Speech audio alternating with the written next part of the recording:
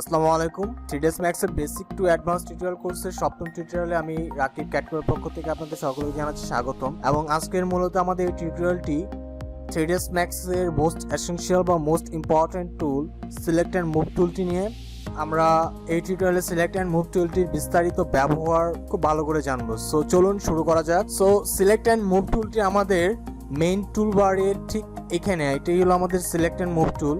এবং আমি আমার কাজ করার সুবিধার্থে আমার ক্রিয়েট ট্যাবের আন্ডারে আমার জিওমেট্রি ট্যাবের আন্ডারে আমি একটি বক্স আগে থেকে ক্রিয়েট করে রেখেছি আপনাদেরকে বোঝানোর সুবিধার্থে। এখন আমি যেটি করব, আমার সিলেক্ট অ্যান্ড মুভ টুলটির উপরে সিলেক্ট করে আমি আমার যে অবজেক্টটি রয়েছে সেই অবজেক্টের উপরে আমি একটি ক্লিক করব। এবং ক্লিক করার পরে আপনারা দেখতে পাচ্ছেন যে হলো আমার তিনটি অ্যাক্সিস অ্যাক্টিভ হয়ে গিয়েছে, যেটি হলো এক্স অ্যাক্সিস, ওয়াই অ্যাক্সিস এবং আমার জেড অ্যাক্সিস। এই অ্যাক্সিসগুলোর মাথায় যে হলো ত্রিকোণ রয়েছে, এগুলোকে বলা হচ্ছে মূলত গিজমো।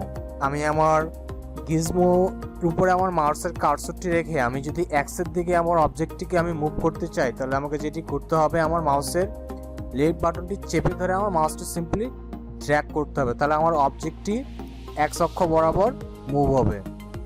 ঠিক একইভাবে আমি যদি ওয়াই অক্ষ বরাবর আমার অবজেক্টটি আমি যদি মুভ করতে চাই, তাহলে আমাকে যেটি করতে হবে, ওয়াইয়ের এই গিজমোটি ধরে আমাকে ওয়াই অক্ষ বরাবর আমার অবজেক্টটিকে মুভ করতে হবে।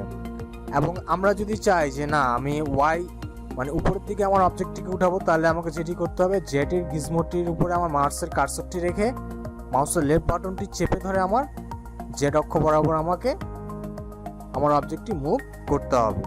এবং এই সিলেক্টের মুভের মাধ্যমে আমরা আমরা যদি এক্সের দিকে আমাদের অবজেক্টটিকে মুভ করি, তাহলে আমাদের অবজেক্টটি এক্সের দিকে মুভ হবে। আবার এক্সের বিপরীত দিকে অর্থাৎ পিছনের দিকে যদি আমি মাউসের লেফট বাটন ধরে যদি আমি ড্র্যাগ করি, তাহলে আমার অবজেক্টটি পিছনের দিকে মুভ হবে। ঠিক একইভাবে ওয়াইয়ের দিকে অর্থাৎ ওয়াইয়ের বিপরীত দিকেও আমার অবজেক্টটি আমি মুভ করতে পারবো, এবং জেডের বিপরীত দিকেও ঠিক আমি আমার অবজেক্টটি মুভ করতে পারবো। এটি তো গেল আমাদের একটি মানে সাধারণভাবে আমরা সিলেক্ট অ্যান্ড মুভ করতে পারি। এখন আমি যদি চাই যে না আমরা মেজারমেন্ট দিয়ে আমাদের অবজেক্টটিকে আমরা সিলেক্ট অ্যান্ড মুভ করব, তো সেক্ষেত্রে আমরা কি করব? সো মেজারমেন্ট দিয়ে যদি আমরা আমাদের অবজেক্টটিকে হলো মুভ করতে চাই, তো সেক্ষেত্রে আমাদেরকে যেটি করতে হবে, সিম্পলি এই মুভ সিলেক্ট অ্যান্ড মুভ টুলটির উপরে আমাদের মাউসের রাইট বাটনটি আমরা ক্লিক করব।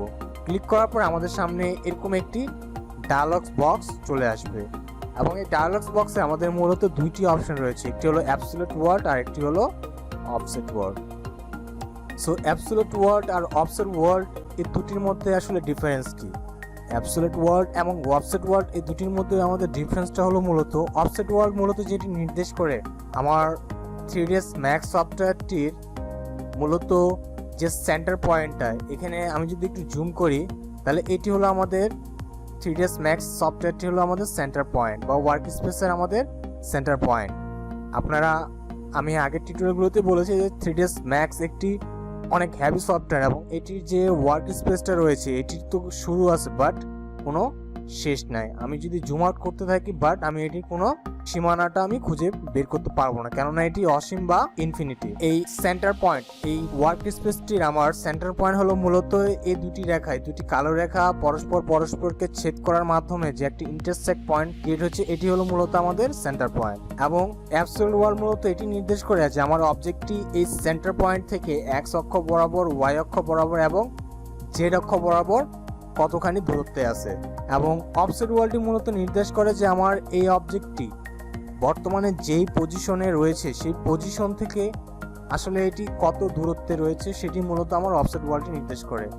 আমি যদি একটু ভালো করে আপনাদেরকে এক্সাম্পল দিয়ে বুঝাই যে ঠিক আমি আমার অ্যাবসলিউট ওয়ার্ল্ডের দিকে আমি আমার যে ভ্যালুগুলো রয়েছে সেটি আমি 5 ফিট, দেন ট্যাব দিয়ে আমি নিচে আসবো, আমি এখান থেকে এটি 5 ফিট করে দেবো, এবং ট্যাব বাটন প্রেস করে আমি জেডের ঘরে এসে এখানে আমি আমার মেজারমেন্টটা দিয়ে দেবো 5 ফিট। দ্যাটস মিন অ্যাবসলিউট ওয়ার্ল্ডে আমার এই যে অবজেক্টটি রয়েছে সেই অবজেক্টটি মূলত এক্স, ওয়াই অ্যান্ড জেড, অর্থাৎ এই সেন্টার পয়েন্ট থেকে এক্স অ্যাক্সিসে 5 ফিট, ওয়াই অ্যাক্সিসে 5 ফিট এবং জেড অ্যাক্সিসে 5 ফিট দূরত্ব রয়েছে। এমন ঠিক আমার অবজেক্টটিকে আমি সিলেক্ট করে এখন যদি অফসেট ওয়ার্ল্ডে আমি এক্স অ্যাক্সিস বরাবর বা এক্স অক্ষ বরাবর যদি আমি 10 ফিট দিই, তাহলে এখানে অ্যাবসলিউট ওয়ার্ল্ডে এক্সটি হলো টোটাল 15 ফিট হয়ে গেছে। দ্যাটস মিন আমার এই অবজেক্টটি যেটি আগের পূর্বে যে অবস্থানে ছিল সেখান থেকে আমি অফসেট ওয়ার্ল্ডের মাধ্যমে আমার অবজেক্টটিকে আমি 10 ফিট দূরে নিয়ে গেছি এক অক্ষ বরাবর। সেই 10 ফিটটি এখানে গিয়ে অ্যাড হয়েছে। দ্যাটস মিন এই সেন্টার পয়েন্ট থেকে আমার অবজেক্টটি মূলত টোটাল ডিস্টেন্সটা হলো 15 ফিট। ঠিক একইভাবে আমি যদি ওয়াইয়ের ঘরেও আমি যদি 10 ফিট দিয়ে দিই তাহলেও ওয়াইয়ের এখানে 15 ফিট রয়েছে এবং ঠিক জেডের ঘরে কিন্তু 5 ফিটে রয়েছে এখন অ্যাবসলিউট ওয়ার্ল্ডের ক্ষেত্রে। এবং যদি আমি আমার অফসেট ওয়ার্ল্ডে যদি জেডের যে ডেটাটা দেওয়া রয়েছে এটাও যদি আমি 10 ফিট দিয়ে দিই তাহলে ঠিক এখানেও আমার 15 ফিট অ্যাড হয়ে যাবে। মূলত এটি ছিল অ্যাবসলিউট ওয়ার্ল্ড এবং অফসেট ওয়ার্ল্ডের মধ্যে পার্থক্য। এখন যদি আমি আমার অ্যাবসলিউট ওয়ার্ল্ডে আমি টোটাল ভ্যালুটা আমি যদি 0 করে দিই, ট্যাব বাটন প্রেস করে আমি ওয়াইয়ের ঘরে আসি এখানেও আমি 0 করে দিই এবং ট্যাব প্রেস করে আমি জেডের ঘরে আসি আমি যদি 0 করে দিই তাহলে আমার যে বক্সটি রয়েছে সেই বক্সটি একদম আমার পুরো সেন্টার পয়েন্ট বরাবর প্লেস হয়ে যাবে। সো এটি ছিল মূলত আমাদের সিলেক্ট অ্যান্ড মুভ টুলস এর ব্যবহার। আর পরবর্তী যে টিউটোরিয়াল গুলো থাকবে সেই পরবর্তী টিউটোরিয়ালে আমরা মূলত এই সিলেক্ট অ্যান্ড রোটেট টুলটি নিয়ে আমরা বিস্তারিতভাবে আলোচনা করব। সো সেই পর্যন্ত আপনারা সকলেই ভালো থাকবেন, সুস্থ থাকবেন এবং পরবর্তী টিউটোরিয়াল গুলো দেখার আমন্ত্রণ রইল। আসসালামু আলাইকুম।